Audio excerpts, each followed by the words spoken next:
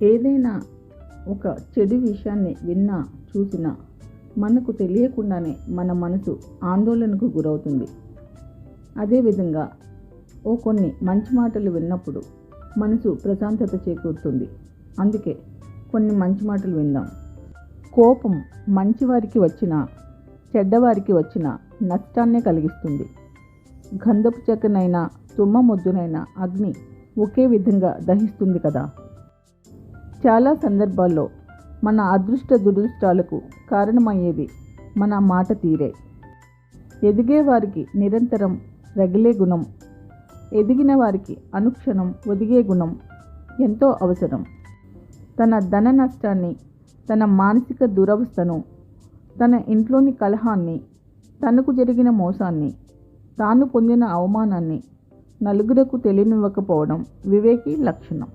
సంపాదించే వ్యక్తి ఎన్నడూ వృధా చేయడు. వృధా చేసే వ్యక్తి ఎప్పటికీ సంపాదించలేడు. ఒక వ్యక్తి ఆర్థిక స్థితిని నిర్ణయించేది ఆ వ్యక్తి ఆదాయమో వ్యయమో కాదు, అతని ఆదాయానికి ఖర్చుకు ఉన్న వ్యత్యాసం మాత్రమే. ఓడిపోతే గెలవడం నేర్చుకోవాలి. మోసపోతే జాగ్రత్తగా ఉండడం నేర్చుకోవాలి. చెడిపోతే ఎలా బాగుపడాలో నేర్చుకోవాలి. గెలుపును ఎలా పట్టుకోవాలో తెలిసిన వాడికంటే ఓటమిని ఎలా తట్టుకోవాలో తెలిసిన వాడే గొప్ప. తనను నలిపేసిన పాదానికి పువ్వు పరిమళాన్నే అద్దుతుంది. తనను కష్టపెట్టే బిడ్డకు అమ్మ ప్రేమనే పంచుతుంది. నువ్వు చెప్పేది సరైనదైతే కోపంతో పని లేదు. సరైనది కాకపోతే కోపించే అర్హత లేదు.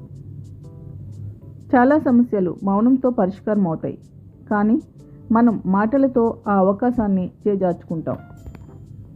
ప్రపంచంలో కష్టమైనవి రెండు. 1 మంచి పేరు తెచ్చుకోవడం, 2 ఆ పేరును నిలుపుకోవడం. చిత్తశుద్ధి అంటే ఎవరు నిన్ను గమనించకపోయినా సరైన రీతిలో ప్రవర్తించడం.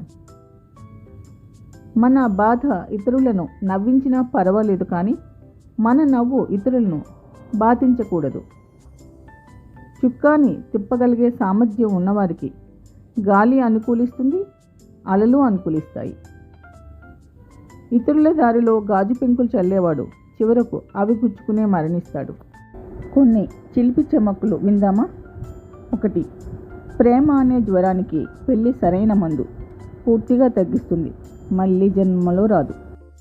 2 ప్రపంచంలో అందరికంటే తెలివైన వ్యక్తి అయినా సరే, సాక్షాత్తు ఓ దేశానికి అధ్యక్షుడు అయినా సరే, మీకేం తెలియదు ఊరుకోండి అని ఒక్క మాటలో తీసి పారేసే శక్తి భార్యకు మాత్రమే ఉంది. Thank you. యశస్వి భవ.